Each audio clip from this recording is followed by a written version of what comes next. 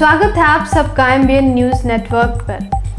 बदनाम होती तस्वीर में भारत पर लगा एक और कलंक। ये वही भारत है जिसे कभी दुनिया वाले सोने की चिड़िया कहा करते थे, मगर आज हिंसा और घृणा का पात्र बनती जा रही है। ओआईसी ने अपनी आधिकारिक ट्विटर हैंडल से भारत के पूर्वोत्तर राज्य असम के दरंग जिले में पिछले महीने सरकारी जमीन से सैकड़ों मुस्लिम परिवारों को कथित तौर पर बेदखल कराने के दौरान हुई पुलिस कार्रवाई को व्यवस्थागत हिंसा और उत्पीड़न कहा है। आपको बता दें कि इस कार्रवाई के दौरान 2 स्थानीय मुसलमान नागरिकों की मौत हो गई थी। ऐसी घटना के बाद असम सरकार ने इस मामले के न्यायिक जांच के आदेश देते हुए कहा, गुवाहाटी हाई कोर्ट के सेवानिवृत्त जज के नेतृत्व में जांच होगी। गुरुवार शाम को ट्विटर पर जारी बयान में ओआईसी ने इस मामले की मीडिया कवरेज को शर्मनाक बताते हुए भारत सरकार से जिम्मेदारी भरे बर्ताव की अपील की है।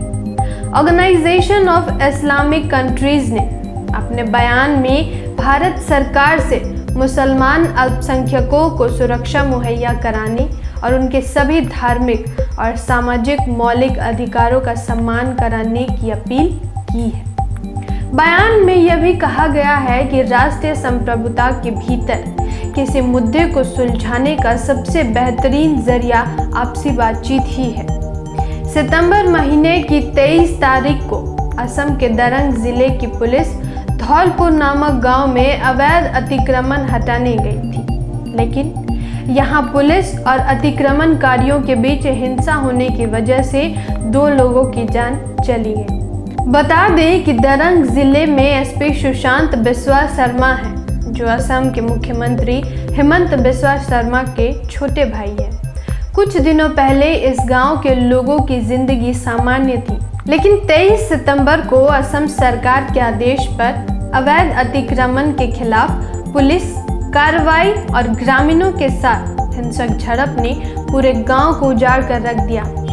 इस घटना के बाद दरंग जिले के 3 नंबर धौलपुर गांव में ब्रह्मपुत्र की सहायक नदी सुता के किनारे एक अस्थायी ठिकाने से रुक रुक कर छोटे बच्चों और महिलाओं के रोने की आवाज़ आ रही है। सुता नदी के किनारे गांव के कुछ लोगों ने अपने छोटे बच्चों, बुजुर्गों और महिलाओं के साथ एल्युमिनियम की चद्दर से बने अस्थायी छत के नीचे डेरा डाल रखा है।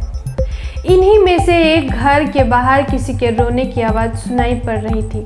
असल में ये मोइनुल हक का परिवार है, जिनकी गुरुवार को पुलिस की गोली से मौत हो गई थी। 28 साल के मोइनुल हक को गोली मारने और पुलिस के साथ मौजूद एक कैमरामैन के उन्हें पीटने और उन पर कूदने का एक वीडियो वायरल हुआ था। उसके बाद जिला प्रशासन की ओर से नियुक्त उस कैमरामैन को पुलिस ने गिरफ्तार कर लिया। मोइनुल की बूढ़ी माँ मोइमुना बेगम का रो रो कर बुरा हाल है। वो मिलने आने वालों से सिर्फ एक ही बात कहती हैं कि मुझे मेरा बेटा ला कर दो। वो रोती हुई कहती हैं, मुझे अपना बेटा चाहिए। उन लोगों ने मेरे बेटे के पेट में गोली मारने के बाद उसे लात से भी मारा। लोग उसके सीने पर कूद रहे थे। एक माँ अपने बेटे का ये हाल कैसे देख सकती है?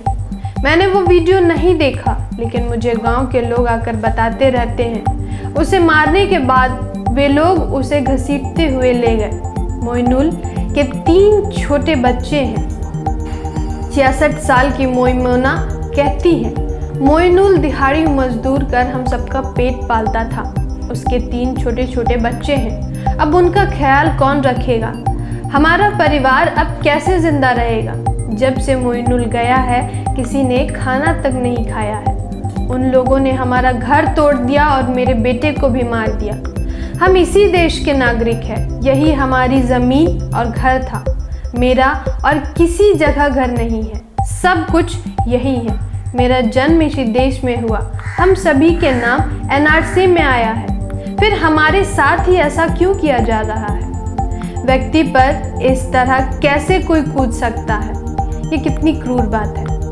वो गाना तो आप लोगों ने सुना ही होगा।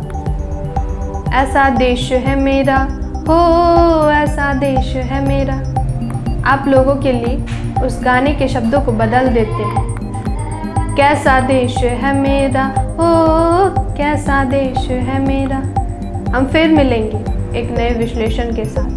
तब तक जय संविधान, जय भारत।